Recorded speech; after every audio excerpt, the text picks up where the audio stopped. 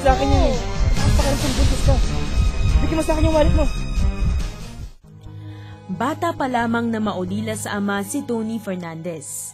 Dahil sa hirap ng buhay, sa murang edad ay natuto na siyang maghanap buhay upang makatulong sa kanyang ina.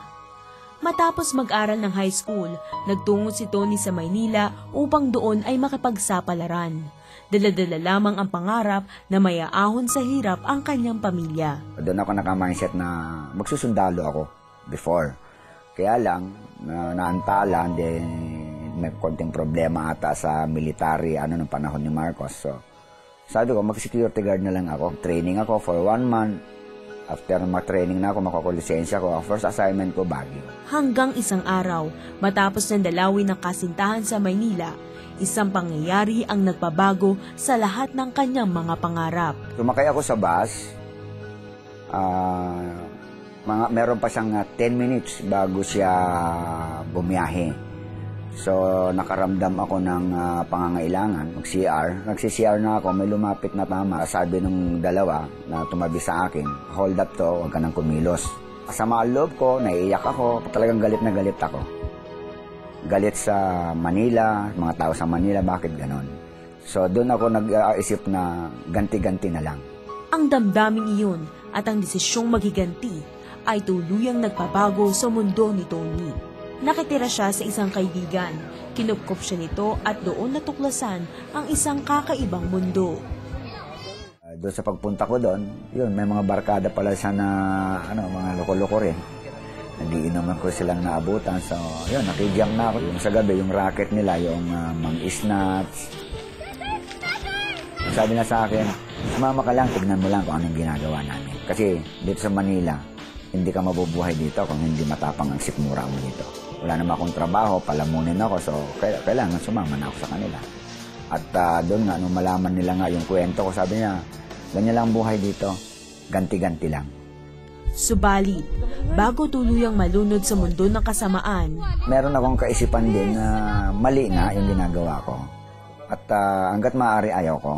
Hanggang sa malaman ng kanyang kasintahan ang ginagawa ni Tony. Tinulungan siya nito na magbago. Nagpakasal sila at nagkaroon ng anak. Nakapagtrabaho si Tony bilang isang security guard sa isang paaralan. Minsan umuwi ako dito sa bahay para manangalian. May nagbigay sa akin ng flyers, sa Christian flyers. So, binasa ko at nakita ko yun. Doon ako nainganyo yung Bible study. Actually, naniniwala naman ako na may Diyos. Kaya lang 50-50. Nandun pa rin yung bisyo. Pag may problema, saka mananalangin. Hanggang isang pangyayari ang dumurog sa matigas na puso ni Tony. Nakita ko yung asawa ko na umiiyak at nakita ko nakarga niya yung aming panganay. Dilaw na yung kanyang talampakan at payat na payat. So sabi niya, hindi na tinatanggap ng katawan niya yung gamot. So sabi ko sa sarili ko, Panginoon, kung ako man yung nagkasala, dapat ako yun. Ako na lang, huwag na lang yung bata. Lumod kami ng asawa ko. Sabi ko, Lord, isusuko na namin ang buhay namin. Kapalit naman ng lahat ng bisyo ko. Sabi ko, alisin ko na lahat yon. So yun, nagkaisa kami. Gumaling ang anak ni Tony. Ito rin ang nagpamulat sa kanya sa mga bagay na ang Panginoon lamang ang nakagagawa. Simula noon, natamo niya ang kapayapaan at pagpapalang sa Diyos lamang nagmumula.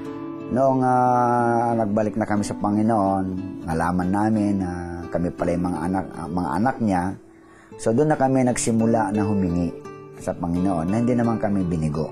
Yung hiningi namin na lupa, tapos yung bahay, do wala kaming sapat na pera, pero may mga taong ginagamit ang Panginoon. Bukod sa material na bagay na kanyang natamo, ay ang panghabang buhay na kayamanang natagpuan sa piling ng Diyos. All things work together for good.